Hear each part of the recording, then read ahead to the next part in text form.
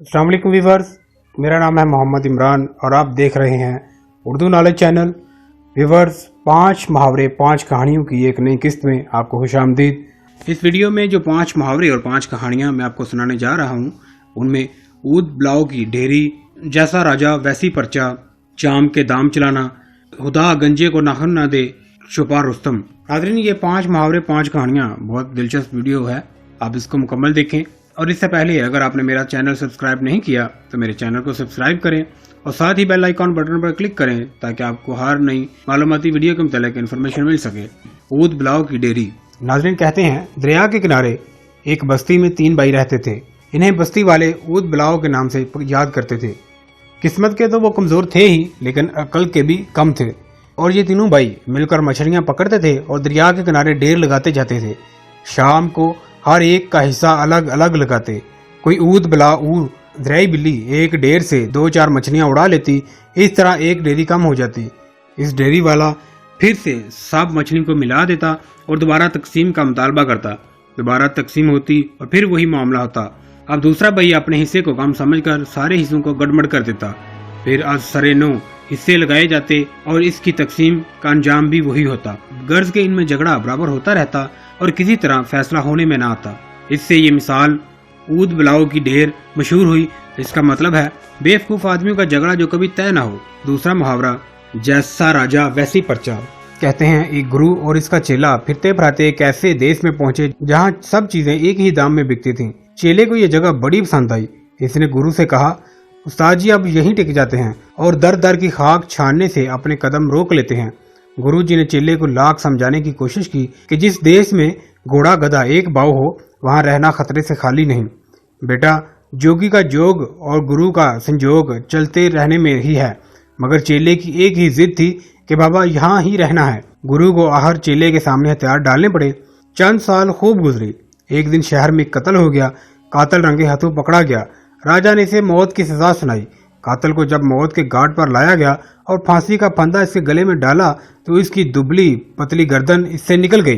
राजा ने कहा कि इसको छोड़ दो और ऐसे शख्स को तलाश करो जिसकी गर्दन में यह फंदा पूरा आ जाए। चेला सस्ती चीजें खा खा कर मोटा हो गया था। पुलिस इसे पकड़कर फांसी के घाट पर ले आई। इसने अपने बेगना होने की बड़ी दहाई दी, मगर किसी ने एक न सुनी। इसने अपनी आखिरी ख्वाहिश में गुरु को मिलने की दरख्वास्त की। गुरु वहां पहुंचा और चेले को इस हालत में देखकर हका बका रह गया। गुरु आगे बढ़ा और कहा, मुझे फांसी दो, ये घड़ी स्वर्ग बाशी की है। जो इस घड़ी फांसी पाएगा सीधा जन्नत में जाएगा। राजा आगे बढ़ा और कहा कि मुझे फांसी दो, मैं जन्नत में जाना चाहता हूँ। चाम के दाम चलाना। कहते हैं कि शेर शाह सूरी के हाथों शिकस्त खाकर हुमायूं बादशाह दरियाए दजला में कूद गया, लेकिन दरिया के ऐन वस्त में पहुंचकर इसकी ताकत जवाब दे गई और वो गोते खाने लगा। ये मंजर एक सका देख रहा था। चनचा वो फौरन हुमायूं बादशाह के पास पहुंचा और इसे अपना मश्क दिया, जिसके सहारे हुमायूं तैरता हुआ किनारे पर जा पहुंचा। हुमायूं ने सके से वादा किया था कि अगर इसने दोबारा तख्त हासिल कर लिया तो उसे 2.5 दिन की बादशाह देगा। हुआ यूं कि शेर शाह सूरी की वफात के बाद सूरी खानदान ज़वाल पजीर हो गया और हुमायूं दोबारा तख्त नशीन होने में कामयाब हो गया। हुमायूं बादशाह ने हस्बे वादा सके को 2.5 दिन की बादशाह दी। इसने अपनी हुकूमत के दौरान चमड़े के सिक्के चलाए। इस वक्त से ये फिक्रा चाम के दाम चलाना यानी जूतों से काम लेना बतौर ज़रबुल मिसल इस्तेमाल होता है।